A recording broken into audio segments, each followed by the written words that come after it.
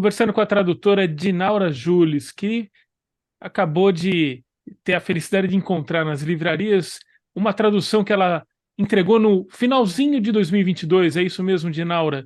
Cleópatra e Frankenstein, de Coco Mellors.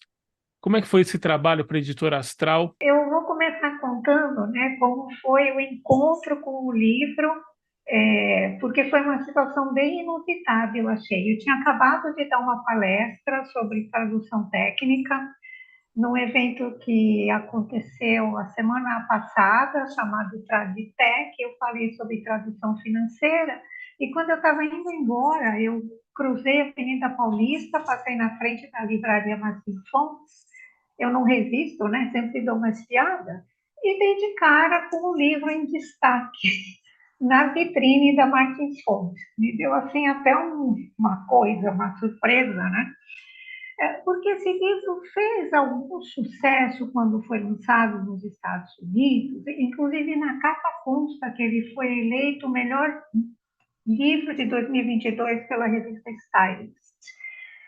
Mas eu, assim, entreguei, vi que ele já estava à venda no meio do ano e o assunto ficou meio esquecido. Então, a minha surpresa foi sair de uma palestra de tradução técnica e dar de cara com a minha primeira tradução literária de um pouco mais de peso, né? E foi para mim uma tradução bem desafiadora, bem difícil, porque é um livro com características muito especiais, até por isso eu acredito que ele esteja fazendo algum sucesso.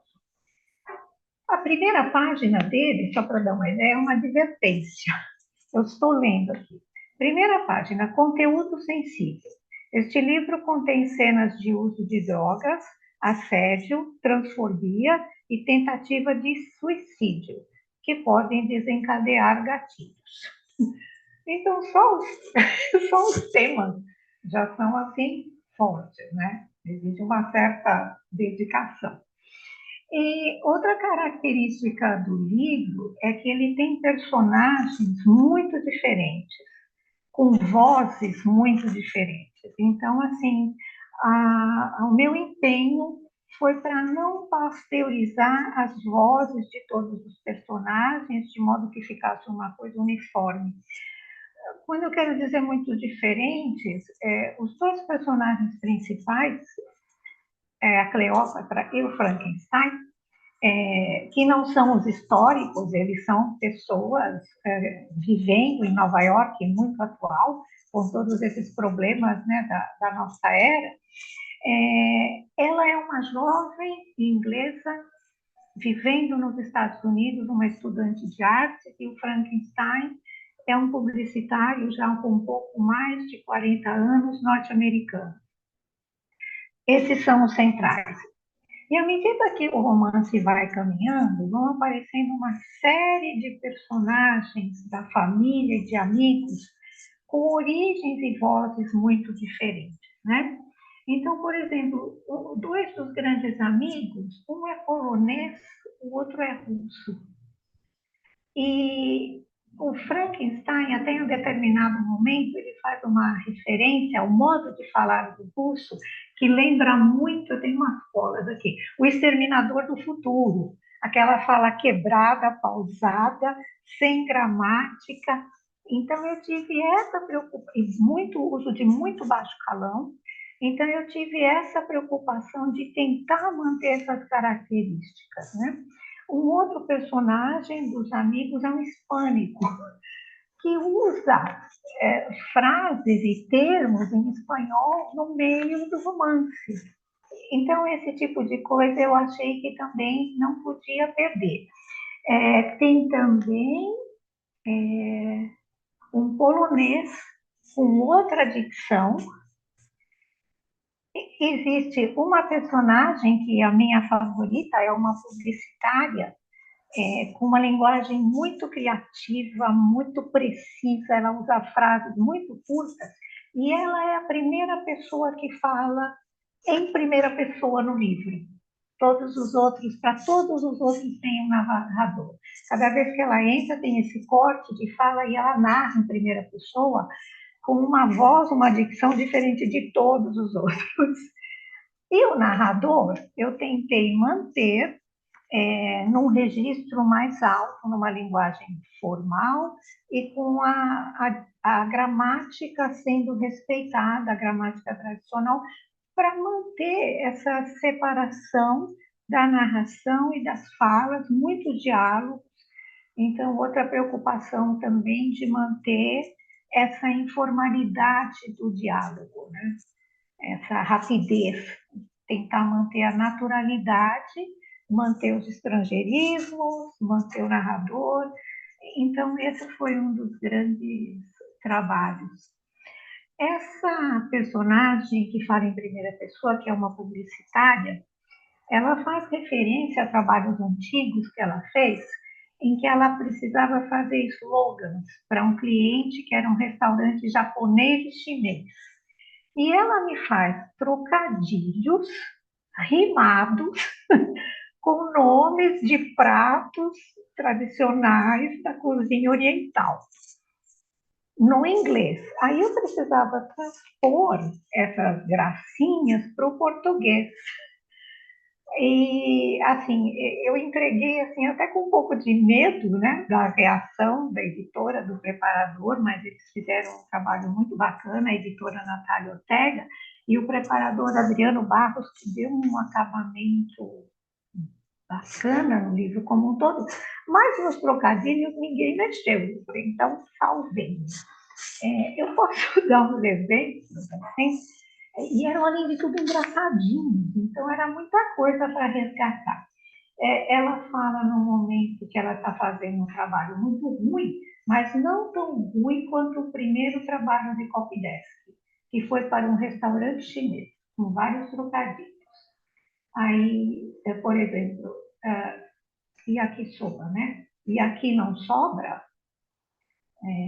frango xadrez. Frango xadrez eu como outra vez.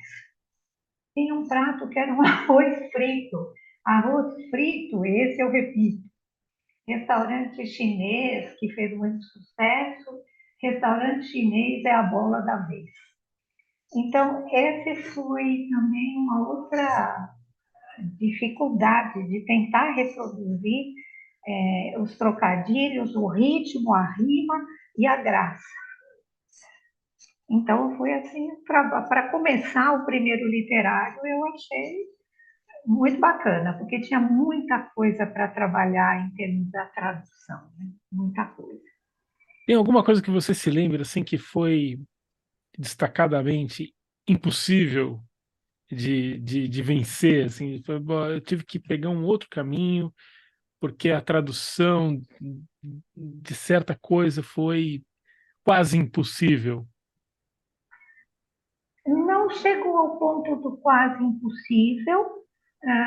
Alguma, alguma coisa, eu me lembro de ter feito uma explicitação, por exemplo, o personagem hispânico, ele menciona uma sobremesa típica que ele prepara ali, e aí eu não conseguia resolver as sobremesas, eu achei que deixar o nome tinha uma razão de ser naquela sobremesa e não outra, então eu achei que eu não podia deixar o termo simplesmente em espanhol, porque para quem não conhece o idioma perderia o propósito.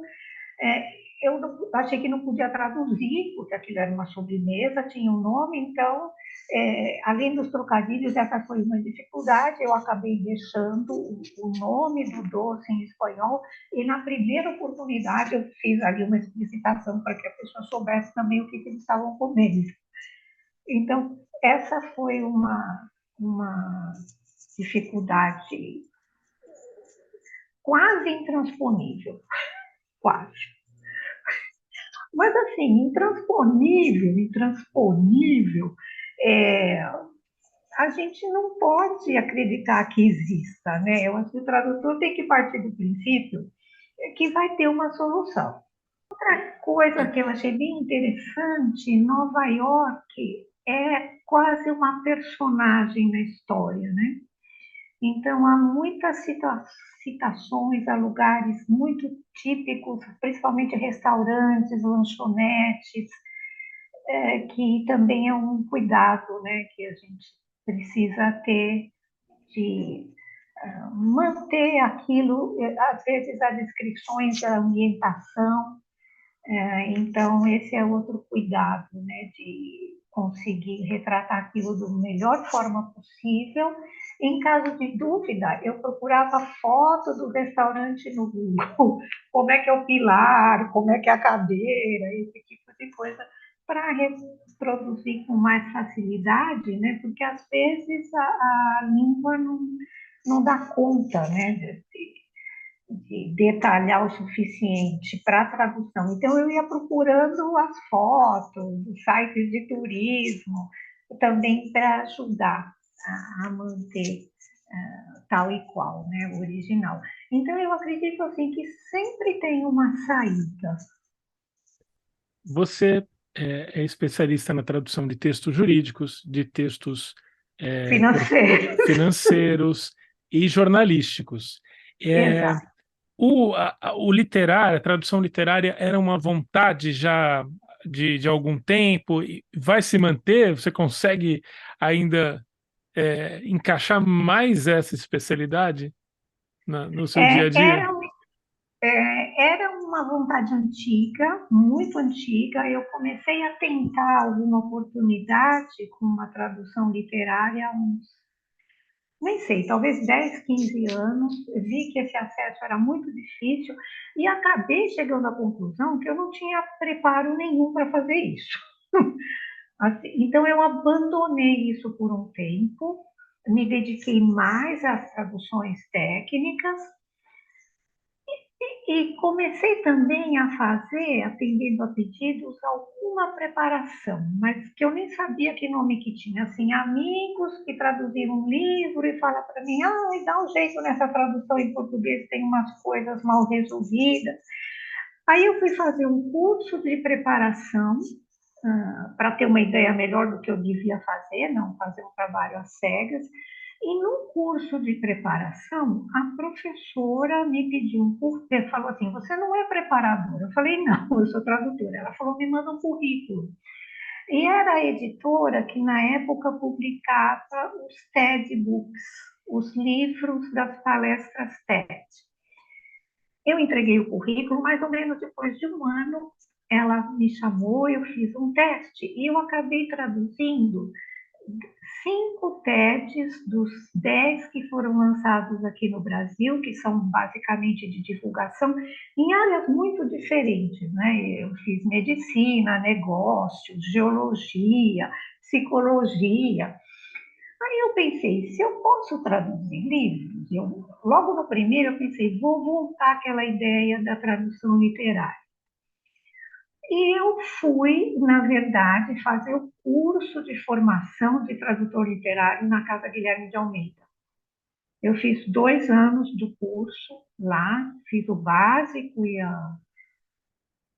não me lembro se chamava especialização, alguma coisa assim, fiz o segundo ano. E aí eu comecei de novo a batalhar. Vamos correr atrás do literário. E por indicação de uma amiga, colega, até no curso da Casa da Guilherme de Almeida, eu acabei indo parar na editora Astral Cultural. O primeiro trabalho que eu fiz lá não foi literário, eu fiz um livro de autoajuda, meio mesclado com psicologia, e esse Cleópatra e Frankenstein, que foi o segundo livro na Astral, mas o primeiro literário. E sim, eu gostaria de ter mais oportunidades, gostaria de prosseguir nessa área. É muito gratificante ver o livro impresso, ver o livro na livraria. Eu acho que vale muito a pena. E é uma experiência também de saber separar as duas metades do cérebro e usar aquela metade racional, didática, teórica para as traduções mais técnicas e poder também usar esse lado mais criativo, mais libertário da tradução, né, na literária. Então, sim, me interessam as duas áreas. Agora, para mim, o caminho entre uma e outra foi assim uma jornada integral, longa.